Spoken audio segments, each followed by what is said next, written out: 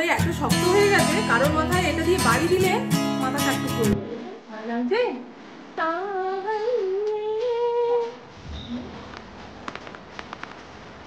জয় ভোলেনাথ।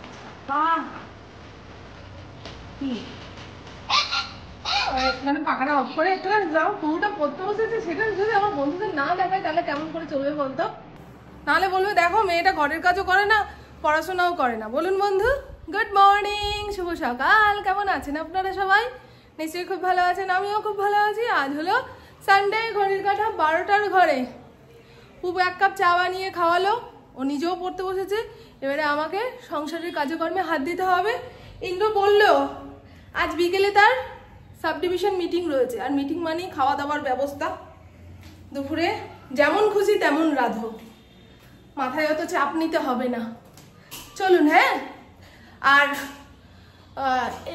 কি বলে, অবাঙালি মানুষদের তো শ্রাবণ মাস শুরু হয়ে গেছে। বুদ্ধ পূর্ণিমা থেকে তাদের শ্রাবণ শুরু হয় একদম রাখি পূর্ণিমা পর্যন্ত। আর আমরা ক্যালেন্ডার দেখে যারা শ্রাবণ মাস মানবো তাদের মনে হয় বৃহস্পতিবার থেকে শ্রাবণ শুরু হবে।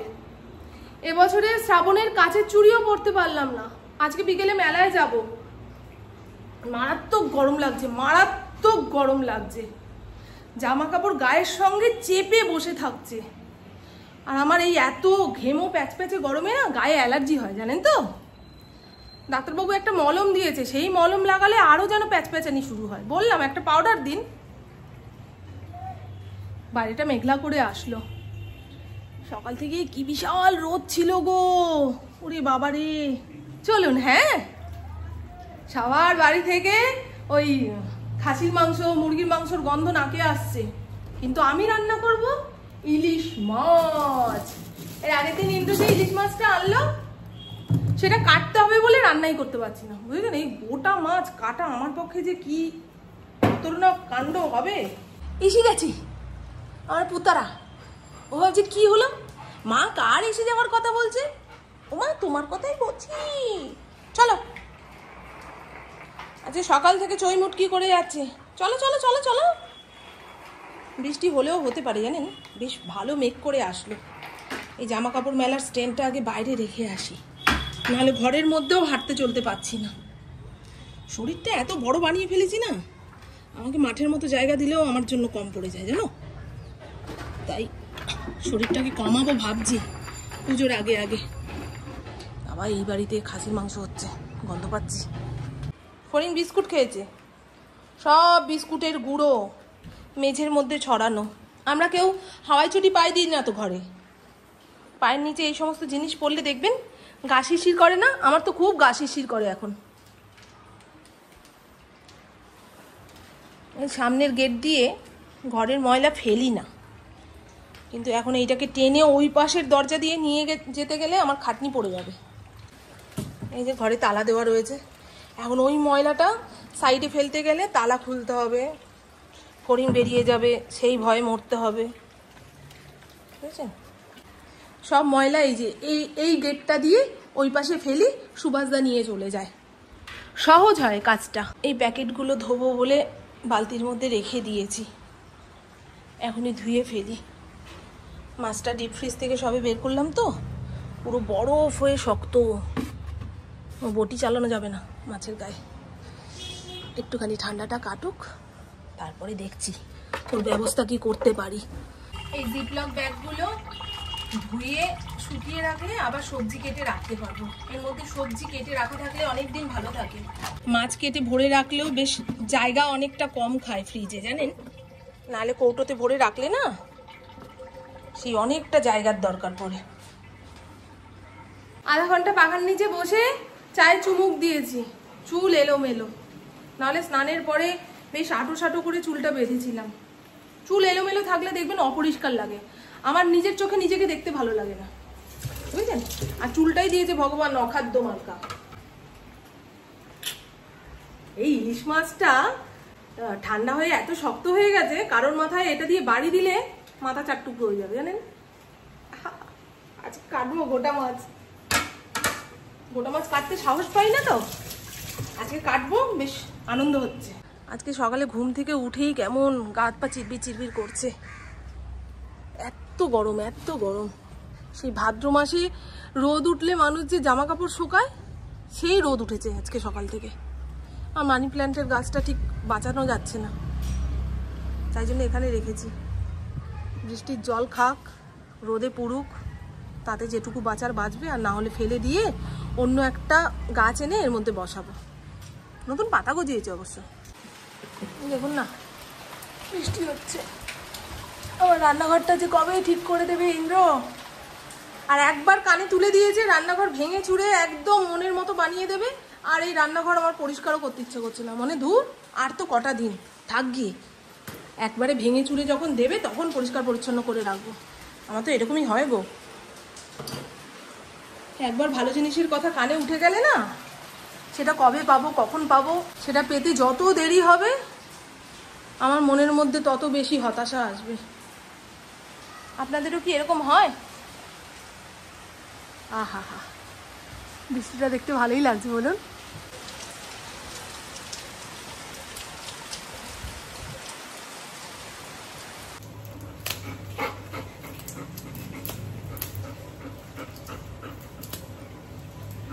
বাবা কি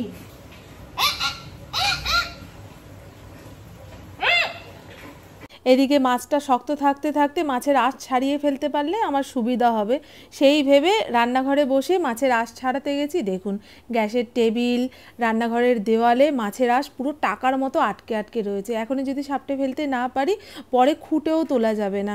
এখন বৃষ্টিটা একটু ধরেছে, মাছটা বাইরে গিয়ে কাটবো। বৃষ্টি কমে গেছে। আয় গড়ায় যাস না, কিন্তু ওঠো।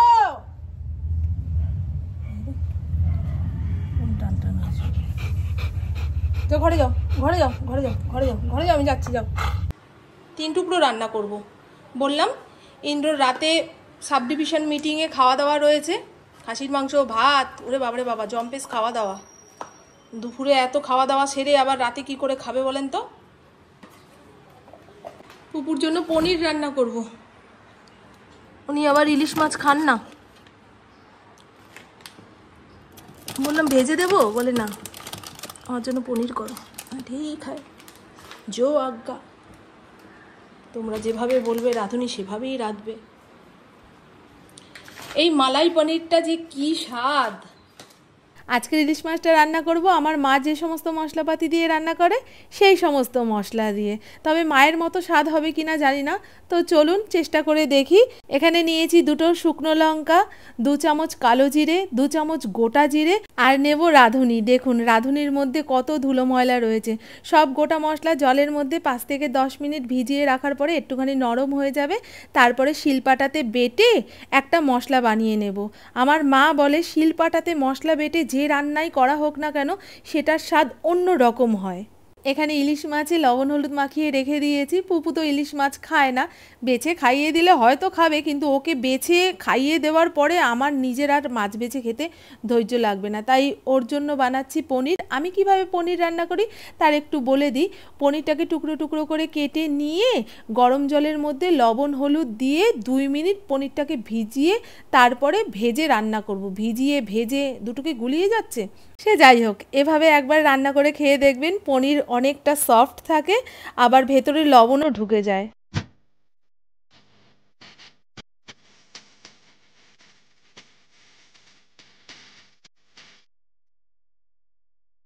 এবারে ইলিশ মাছের মশলাটাকে বেটে নিতে হবে। আগেই দেখালাম গোটা মশলাটাকে জলের মধ্যে ভিজিয়ে রেখেছিলাম কিছুক্ষণ, তারপরে ছাঁকনি দিয়ে ছেঁকে আরও 2-3 বার ভালো করে ধুয়ে নিয়েছি, তাতে মশলাটা নরম হয়ে গেছে। এখন 4-5খানা ডলা দিলেই মশলা মিহি হয়ে যাবে। কথাতেই আছে মশলা হবে চন্দন তবেই হবে রন্ধন। এখানে বাটা মশলাটা মাছের মধ্যে তুলে নিলাম। আগে থেকে মাছে লবণ হলুদ মাখিয়ে রেখেছিলাম কিন্তু। তারপরে দেব কয়েকটা চেরা কাঁচা লঙ্কা আর অল্প একটু সর্ষের তেল। এই দিয়ে ভালো করে মেখে ঝুঁকে যদি আধা ঘন্টা 1.25 ঘন্টা রেখে দেওয়া যেত খুব ভালো হতো, কিন্তু আমার হাতে অত সময় নেই, ওই 10-15 মিনিট সময় দিতে পেরেছি। আর মাছটা তো বেগুন দিয়ে রান্না করব, তাই বেগুনটাকে ভেজে তুলে নিয়েছি। বেগুন ভাজার পরে যেটুকু তেল কড়াইয়ের মধ্যে ছিল তার মধ্যে ফোড়ন দিলাম কালো জিরে। ফোড়নটা একটু চড়বড় করে আসতে আগে থেকে ম্যারিনেট করা মাছটা ঝপ করে ঢেলে দেব। এর মধ্যে যে মশলাটা পড়েছে সেটা তেলের মধ্যে বেশি ভাজাভুজি করতে গেলে তিতা হয়ে যাবে আর ঝোলের রং কালো হয়ে যাবে। এমনি কালো জিরা পড়েছে, ঝোলটা একটুখানি কালো কালোই হবে। এই জন্য আমার শ্বশুরবাড়ির লোকেরা না এই মাছের ঝোলটা খুব একটা পছন্দ করে না, যেহেতু দেখতে কালো কালো হয়। কিন্তু আমার মা এই ঝোলটা যে কি ব্যাপক রান্না করে, শুধুমাত্র ঝোল দিয়েই ভাত খাওয়া হয়ে যাবে, মাছ আর লাগবে না। সে যাই হোক, মশলা সদ্য মাছটাকে তেলের মধ্যে এপিট ওপিট করে 2 মিনিট নাড়িয়ে চাড়িয়ে নিয়েছি। খুব আস্তে ধীরে করতে হবে কিন্তু। তারপরে ঝোলের জন্য গরম জল ওই মশলার বাটি ধুয়ে দিয়ে দিলাম, আর আগে থেকে যে বেগুনটা ভেজে রেখেছিলাম সেটাও দিয়ে দিলাম। মোট 10 থেকে 15 মিনিট টকবক করে ফুটিয়ে নিয়ে নাবিয়ে রাখবো, হয়ে যাবে ইলিশ মাছের ঝোল। আপনারা অবশ্যই এইভাবে একবার ইলিশ মাছ রান্না করে খেয়ে দেখবেন, তারপরে আমাকে বলবেন। এইমাত্র রান্না নামলো, তুমি একদম ঠিক টাইমে এসছো। হ্যাঁ, গ্যাসটা মুছে নিয়ে তোমাদের সবাইকে খেতে দেবো। তার আগে বন্ধু আপনাদের দেখিয়ে নিই আজকের রান্নাবান্নার কি কালার আসলো। এই হলো আলু পনিরের তরকারি, দারুণ হয়েছে, দারুণ হয়েছে। গা মাখা করে তরকারি রান্না করলে সেটা স্বাদ অন্যরকমই হয়। এই যদি ঝোল ঝোল পাতলা পাতলা হতো অন্যরকম হয়ে যেত। আমার বুবু না ওই টেলটেলা কোনো কিছুই খেতে ভালোবাসে না। ইলিশ মাছের তেলটা আলাদা করে তেলের মধ্যে ভেজে তুলেছি। আমিও খেতে ভালোবাসি, পুপুও খেতে ভালোবাসে, যদি তিতা না হয়। ইলিশ মাছের তেলের কোন দিকটায় যে ওই পিত্তটা থাকে সেটাই জানি না। আমার মা বলে লেজের দিকে, আমি তো আবার পেলাম সেই একদম ওপর দিকে। আর এই হলো ইলিশ মাছের তেল ঝোল। এটা একদম পাতলা করেও রান্না করা যায়, আমি ঘন ঘন করে রান্না করলাম। এই বেলা আমি আর ইন্দ্র খাবো, আর রাতের বেলায় আমার একটা থাকলেই হবে। দেখেছেন কি সুন্দর তেল তেলে একটা ব্যাপার এসছে। এইরকম মশলাপাতি দিয়ে আপনারা ফলি মাছের ঝোল রান্না করে খেয়ে দেখবেন, কিংবা জ্যান্ত কই মাছ রান্না করে খেয়ে দেখবেন, দারুণ লাগে যেই যেই মশলাগুলো দিলাম। ও মাছের আঁশ ছাড়াতে গিয়ে বুড়ো আঙুলের মাথাটা কেমন কেটে গেল। আজকে ভাত মেখে খেতে পারবো না। বৃষ্টি আসলো, আসবে, জোর আসবে গো। বৃষ্টি না হলে মেলায় যাব। এখন থেকে শুরু হলে বিকালের মধ্যে থেমে যাবে বলেন। আজকে আমার মেলায় গিয়ে ওই সবুজ চুড়ি পরার খুব ইচ্ছা, খুব ইচ্ছা। না হলে মনের ভেতরটা খচখচ খচখচ করছে। প্রতিবার পড়ি না শিব পার্বতীর নাম নিয়ে। এই শ্রাবণ মাস হচ্ছে সবুজের মাস। আকাশ হলেন শিব আর পৃথিবী হলেন পার্বতী। আকাশ থেকে যত বৃষ্টি ঝরবে পৃথিবী তত সবুজ হবে। আর শ্রাবণ মাসেই তো রোগ ভোগ সমস্ত কিছু বেড়ে যায়, জলঘটিত রোগ হয় না। তার থেকে নিজেকে ভালো রাখার জন্য, নিজের মনকে ভালো রাখার জন্য সবুজের দিকে তাকিয়ে থাকতে হবে। ওই কারণেই অবাঙালি মহিলারা সবুজ চুড়ি পরে। এখন আমরা বাঙালি মহিলারাও ওই দেখা দেখি কপি করতে শিখে গেছি। মন ভালো রাখাটা খুব জরুরি, জানেন তো। এখন আমাদের মন ভালো থাকছে না কেন? আমাদের ব্যক্তিগত জীবনটা সব সোশ্যাল মিডিয়াতে তুলে ধরছি, সেখানে ভালোর থেকে খারাপটা মানুষ বিচার করছে বেশি। যেমন রবি ঠাকুরের কথা দিয়েই বোঝাচ্ছি। রবি ঠাকুরের গান কবিতা আমাদের এত ভালো লাগতো, রবি ঠাকুরকে আমরা ভগবানের আসনে বসিয়েছি। রবি ঠাকুর যদি এখন জন্মাতো সোশ্যাল মিডিয়ার যুগে, তাহলে ওনার ব্যক্তিগত কিছু জিনিস সোশ্যাল মিডিয়াতে তুলে ধরা হতো। তখন মনে হতো, বাবা, যাকে আমরা ভগবান ভাবি সে এইরকম করেছে, এইরকম করতে পারে, ছি ছি ছি ছি। যেমন উত্তম কুমারের অভিনয় এত ভালো, এত ভালো, মানে চোখ দিয়েই ভালোবাসার প্রকাশ। ওনার মতন নায়ক আর জন্মাবে না আর একটা। তবে এখন যদি উত্তম কুমার জন্মাতো, সোশ্যাল মিডিয়ার মাধ্যমে তার ব্যক্তিগত জীবনের অনেক কিছু তুলে ধরলেই ব্যাস, ওমা এইরকম নাকি, উনি এইরকম করেছেন।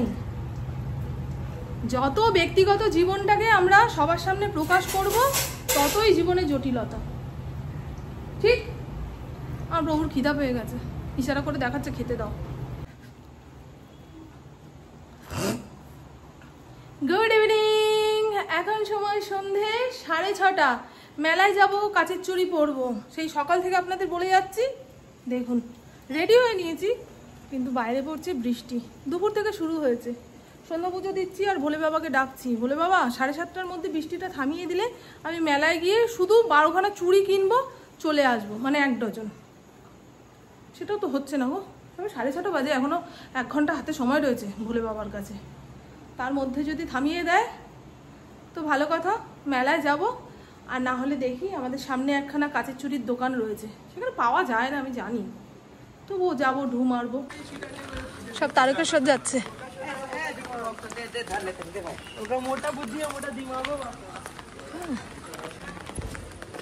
চলুন আপনাদের দর্শন করাই। জয় ভোলেনাথ।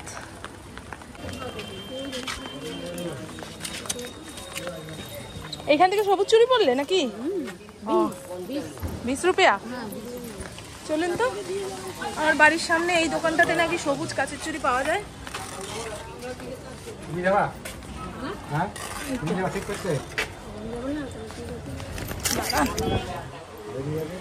কাচের চুড়ি, সবুজ কাচের চুড়ি আছে?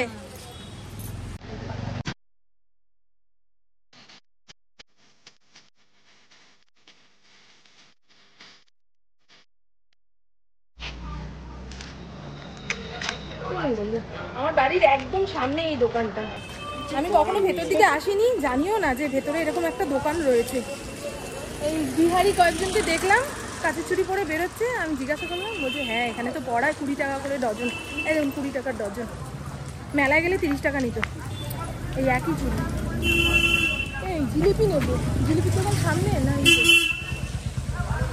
জিলিপি নেব। চলুন, হয়ে গেছে। এখন বৃষ্টিটা প্রায় কমেও গেল, দেখো গায়ে লাগছে না।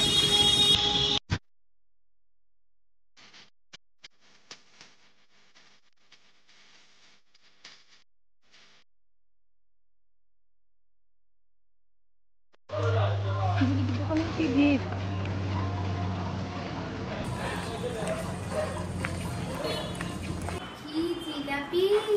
ও বাবা, জিলিপি দেখলি? মায়ের হাতটা দেখলি না? বাড়ির সামনে যে একটা দোকান রয়েছে জানি না। আসলে বৃষ্টি হচ্ছে, হাতে ছাতা, কাঁধে ব্যাগ, তারপরে একটু ভিডিও করতে হবে, এই নেশা, সমস্ত কিছু নিয়ে আমি হয়রান হয়ে গেছি। আর ব্যাগে করে মাত্র 350 টাকা নিয়ে বেরিয়েছিলাম। যদি মেলায় যাই তো এই 350 টাকার মধ্যে যা হবে তাই নিয়ে চলে আসবো। আপনাদের মনে আছে কি না জানি না, মনে নিশ্চয়ই আছে। আমি এই কথা যে কতবার বলেছি। মেলায় গিয়ে আমার ওই টাকার ব্যাগ তুলে নিয়েছিল বড় ব্যাগের ভেতর থেকে, সেই জন্য আমি একা মেলায় যেতে খুব ভয় পাই। পুপু যদি সঙ্গে যেত তাহলে অনেক কিছু কেনাকাটা করার থাকে, ওর হাতে ফোনটা দিলাম কিংবা ব্যাগের দিকে তাকিয়ে থাকতে বললাম, বুঝলেন? এখন ইন্দ্র আসবে, কখন আসবে কে জানে, সবে 7:43। চলুন, মারাত্মক গরম লাগছে, মারাত্মক গরম লাগছে। এইরকম ঝিরঝিরে বৃষ্টিতে না গরম বাড়ে বেশি। ভালো লাগছে। আমার হাতটা যদি একটু ফর্সা হতো না, দেখতিস সবুজ চুড়িগুলো পরলে পুরো কাটারই লাগতো হাতটা। গায়ের রংটাই তো চাপা। ভালো লাগছে বন্ধু? হাত দেখিয়ে লোককে মেরে দিতে না না, আমার বকবক আজকের মতন এইটুকুই। আপনারা সবাই খুব খুব খুব ভালো থাকবেন, নিজের শরীরে খেয়াল রাখবেন, সুস্থ থাকবেন, আর অল টাইম স্মাইল করতে হবে। তারা খুব ভালো থাকবেন। আজকের ইলিশ মাছটা ভালো ছিল না, কিন্তু ইলিশ মাছের ঝোলটা যা বানিয়েছি, এই দেখুন, যে ইলিশ মাছ পছন্দ করে না সেও বলছে ওয়াও। আর ইন্দ্র তো ছাড়ুন, সব রান্নাই আমার ওয়াও।